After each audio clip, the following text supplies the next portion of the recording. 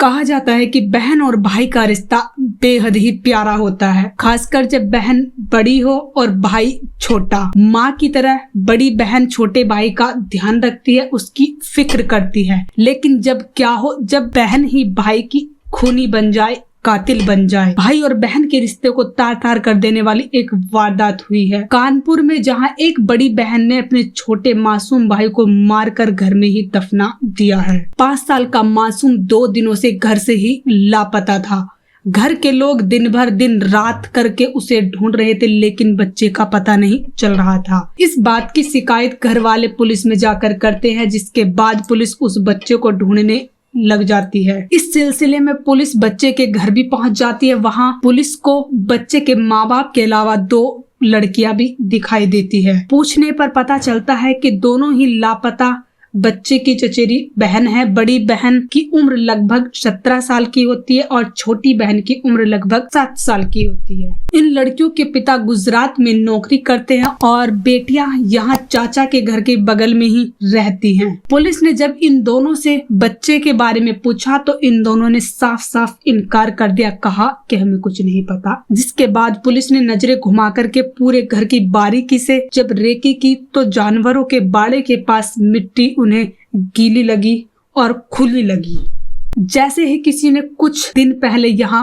खुदाई की हो या दफनाया हो। पुलिस का दिमाग ठनका, फिर सबने मिल करके वहां खुदाई की और कुछ देर बाद ही उसमें उस जगह से लापता हुए बच्चे के 5 साल के मासूम बच्चे की लाश मिली। लाश को बाहर निकाला जाता है, उसे फिर पोस्टमार्टम के लिए भेज दिया जाता है। फिर इन दोनों बहनों से पूछताछ की जाती है। फिर वह बड़ी बहन फिर वही बोलती है, कुछ नहीं पता। उसके बाद उसकी छोटी बहन से बिस्किट देकर पूछा जाता है और पूछने के बाद वह बताती है कि यह सारा काम बड़ी बहन ने ही किया है। पुलिस जब सख्ती से पूछताछ करती है तो वह सारी सच्चाई उगल देती है। बताती है कि वह अपने चाचा से बेहद ही नफरत करती है। उसके चाचा उसके घर में कुछ भी गलत होता तो उस पर ही उसका इल्जाम मढ़ देते। बताया कि कुछ दिनों पहले ही मेरे चाचा के घर में चोरी हुई थी और उस चोरी का इल्जाम भी मेरे ही मत्थे मढ़ दिया। अक्सर मेरे चाचा का मेरे साथ ऐसा ही व्यवहार रहता था, मुझे गुस्सा आता था और बदला लेने के लिए मैंने ये सब किया। फिलहाल पुलिस ने इस लड़की को हिरासत में ले लिया है और आगे की कार्रवाई जारी है।